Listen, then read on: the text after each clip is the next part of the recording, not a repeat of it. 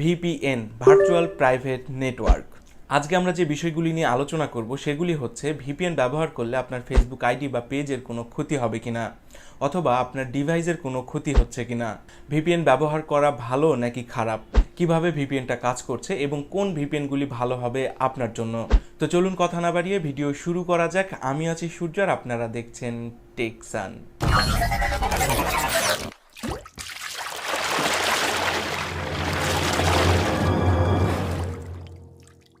তো প্রথমে বলে নেই, বাংলাদেশে যে পরিস্থিতি চলছে সেটি মোটেও আমাদের কাম্য না। যে সকল ভাইরা শহীদ হয়েছে তারা যেন শহীদের মর্যাদা পায়। আর বর্তমানে আমরা সকলেই জানি বাংলাদেশের পরিস্থিতি অনুযায়ী ফেসবুক, হোয়াটসঅ্যাপ বা বিভিন্ন ধরনের ব্যাংক অ্যাকাউন্ট থেকে শুরু করে সোশ্যাল মিডিয়াগুলি অনেকটাই স্লো কাজ করছে। আর এই সোশ্যাল মিডিয়াকে ফাস্ট করার জন্য আমরা ব্যবহার করছি ভিপিএন।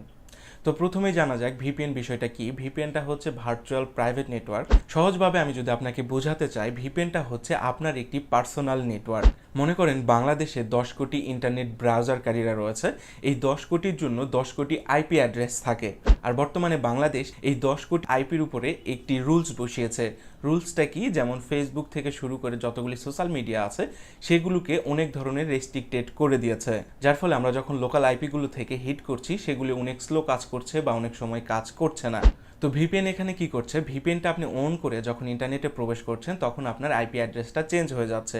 ওই যে কিছুক্ষণ আগে বললাম গভর্নমেন্ট আপনাকে 10 কোটি আইপি অ্যাড্রেস দিয়েছে, সেই 10 কোটি আইপি অ্যাড্রেসের ভিতরে তখন কিন্তু আপনার আইপি অ্যাড্রেসটি থাকছে না।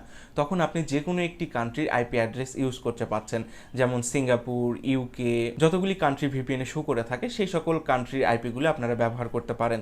যার ফলে হয় কি, আপনার যে আইপিটা দেওয়া থাকে গভর্নমেন্ট থেকে বা আপনি যে আইপিটা ব্যবহার করেন রেগুলার, সেই আইপিটা হাইড করে ভিপিএন তার নিজস্ব একটি আইপি আপনার ফোনে অ্যাসাইন করে। যার ফলে বাংলাদেশের সার্ভার থেকে যখন আপনি অন্য কোনো সার্ভারে যান তখন আপনার এই আইপির এগেনস্টে কোনো ধরনের রেস্ট্রিক্টেড থাকে না, কারণ আপনার আইপি তো আর এই বাংলাদেশের গভর্নমেন্ট আইপিগুলোর সঙ্গে ম্যাচ করেনি।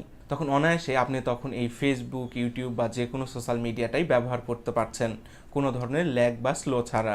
তো আশা করি ভিপিএন কী বা কীভাবে কাজ করছে ক্লিয়ার হয়ে গেছেন। এখন আসা যাক ভিপিএন ব্যবহার করলে আপনার ফেসবুক আইডি, মোবাইল বা আপনার ব্যাংক অ্যাকাউন্টের কোনো ক্ষতি হবে কি না। অ্যান্সার হচ্ছে হ্যাঁ, অবশ্যই হবে। ফেসবুকের ক্ষেত্রে কিভাবে ক্ষতি হচ্ছে, আপনি যে ভিপিএনটা ব্যবহার করছেন অনেক সময় আমরা অটো সিলেক্ট করে থাকি, নির্দিষ্ট কোনো কান্ট্রি সিলেক্ট করে ভিপিএনটা অন করি না। যার ফলে কি হয়, অ্যাপসটি অটোতে থাকার কারণে যেই দেশের সার্ভারটা খুব ভালো রেসপন্স করছে সেই সার্ভারের আইপিটা আপনাকে অ্যাসাইন করে। যার ফলে আপনার মোবাইল আইপি অ্যাড্রেসটি কখনো সিঙ্গাপুর, কখনো ইউকে, কখনো বিভিন্ন কান্ট্রিতে শো করে। যার ফলে ফেসবুক নিয়ন্ত্রণ প্রতিষ্ঠানটি কিছুটা কনফিউজড হয়ে যায় আপনার আইডি বা পেজটি হ্যাক হয়েছে কিনা, কারণ কিছু সময়ের ব্যবধানে কখনো আপনাকে শো করছে ইউকেতে, কখনো সিঙ্গাপুর, কখনো ইউএসএ। তো যার ফলে এই পেজ বা আইডিটাকে অনেক সময় তারা ব্লক করে রাখে বা অনেক সময় রেস্ট্রিক্টেড দিয়ে দেয়। সুতরাং বুঝতেই পারছেন কিভাবে আপনার ফেসবুকের ক্ষতি আপনি নিজেই করছেন। আপনি যদি ভিপিএন ব্যবহার করতেই চান, নির্দিষ্ট একটি কান্ট্রি সিলেক্ট করেই ভিপিএনটা ব্যবহার করবেন আপনার ফেসবুক পেজ বা আইডির ক্ষেত্রে।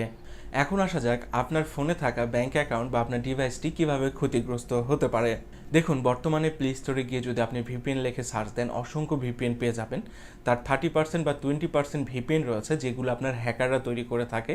তো হ্যাকাররা যে ভিপিএনগুলো তৈরি করে থাকে সেই ভিপিএনগুলো আপনারা যদি ডাউনলোড করে ইনস্টল করেন, কী কী পারমিশন চাচ্ছে সেগুলো আপনি না দেখে অ্যালাউ করে দেন, যার ফলে আপনার ফোনে থাকা সকল ধরনের ইনফরমেশন চলে যায় হ্যাকারের হাতে। সুতরাং আপনার ডিভাইস এবং ব্যাংক অ্যাকাউন্টকে সুরক্ষিত রাখতে হলে অবশ্যই আপনি কোন ভিপিএনটা ব্যবহার করছেন তা সিলেক্টের প্রতি মনোযোগ দিতে হবে, না হলে পরে পস্তাতে হতে পারে। এখন আসা যাক কোন ভিপিএনগুলি ভালো হবে। দেখুন, যারা ফ্রি ভিপিএন ব্যবহার করছেন, রেগুলার বা বেশ পপুলার পেয়েছে এরকম ভিপিএনগুলি আপনারা ব্যবহার করবেন। নতুন বা ভালো কাজ করছে দেখেই ভিপিএনগুলি ব্যবহার করবেন না। অবশ্যই ভিপিএনের রিভিউ চেক করবেন বা ভিপিএন কত মানুষ ব্যবহার করছে তার উপরে নির্ভর করবেন। তবুও সেখানে 100% সিকিউর পাবেন না। অনেক সময় ভিপিএন প্রতিষ্ঠান আপনার বিভিন্ন ধরনের ইনফরমেশনগুলো নিয়ে তারা সেল করে দেয়। তবে ভিপিএন কিন্তু মোটেও খারাপ জিনিস না। ভিপিএনটাকে ব্যবহার করা হয় ইউজারদের প্রোটেকশন লেয়ার তৈরি করার জন্য। তবে বর্তমানে আপনি কোন ভিপিএনটা ব্যবহার করছেন অবশ্যই কমেন্টে জানাবেন।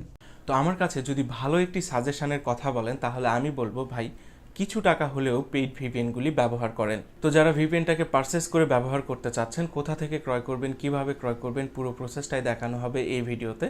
এছাড়াও দেখানো হবে কিভাবে আপনি নগদ, রকেট বা বিকাশের মাধ্যমে পেমেন্ট করে এই ভিপিএনটা নিতে পারবেন। তো আজকে আমরা যে সাইটটাকে সিলেক্ট করেছি তার নাম হচ্ছে amarvpn.com। তো আপনারা যে কোনো একটি ব্রাউজারে গিয়ে সার্চ করবেন amarvpn.com লিখে, তাহলে এরকম একটি ইন্টারফেস পাবেন।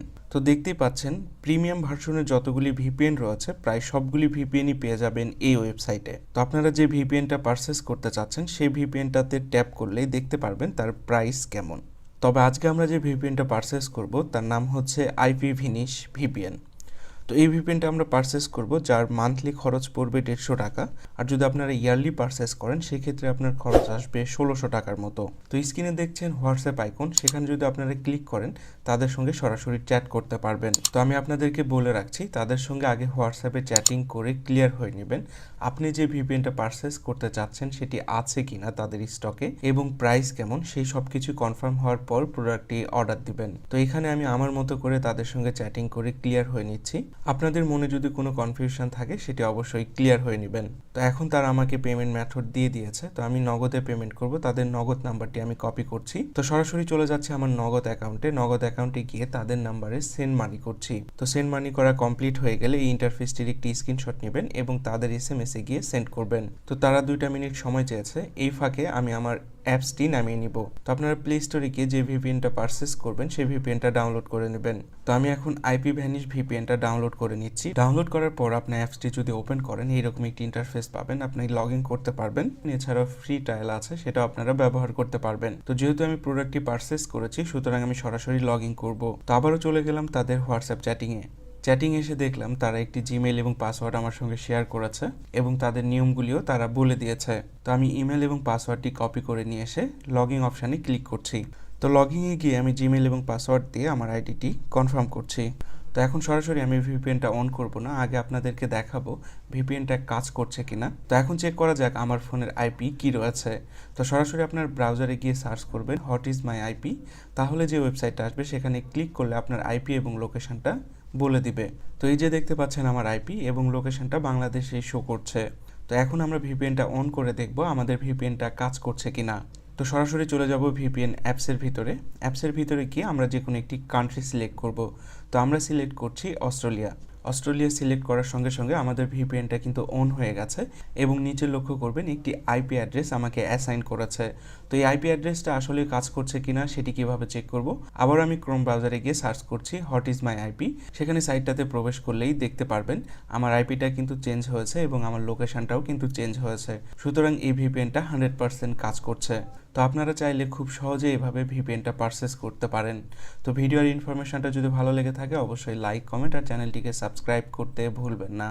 দেখা হবে আপনার সাথে নতুন কোনো ভিডিওতে। আপনার শুভকামনা জানিয়ে শেষ করছি আজকের ভিডিও। ধন্যবাদ, ভালো থাকবেন।